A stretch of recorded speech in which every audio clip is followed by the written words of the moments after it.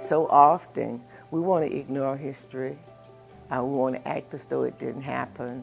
Why? And you hear someone would say, why are we talking about what happened 100 years ago? Well, what happened 100 years ago impacts us as to what happens now.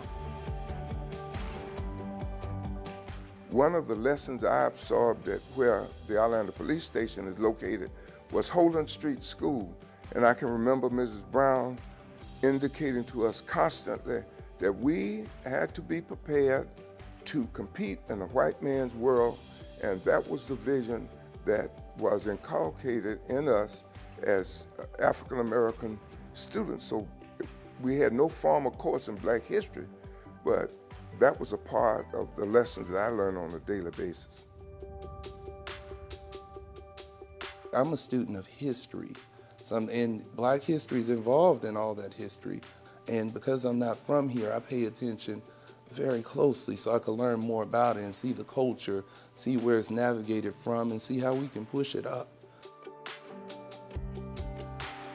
If you don't participate in building, you can't appreciate the building after it's completed.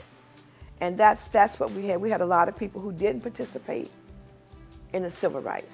You had a lot of people, I heard Reverend Sharpton say something that was so very, very apropos, I thought. He was saying that he was on a panel with a young man, and he was talking about civil rights. And this young man told him, well, this is my resume, and this is the work I did. Civil rights didn't do anything to help me with my resume. But Reverend Sharpton told him, he said, yeah, but it was the civil rights that made them look at your resume. Voting civic responsibility was not the highest encouragement in our community. So when Pappy Kennedy came along, Pappy had a heart and mind, all of us. It was the equivalent of what it means now to have Mayor Deming. When Pappy ran, we were just so excited to have a Black man running for city council, and we were as proud of him as we were, I would say, Congresswoman Deming or Mayor Deming or so many of the others that were elected. You have people steadily raising the bar of excellence, and it motivates you. When you see people doing things and they're pushing forward, it motivates you. And I think oftentimes people look at it as competing, but you shouldn't be competing. You should be elevating. Everybody trying to elevate, because we're all in it. Somebody's working over here with the Urban League. Somebody's working with the Chamber of Commerce.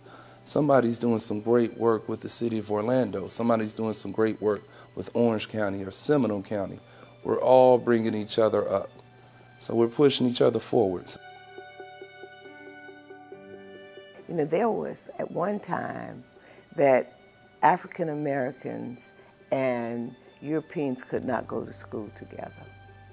The laws changed, and when the laws changed, things have changed for the better.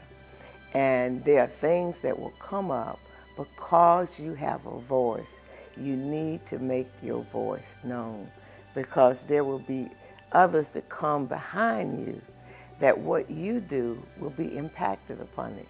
And I think when we educate people as to the importance of voting and how it has impacted us in our lives, they will understand how precious that vote is and how they want to be a part of the process.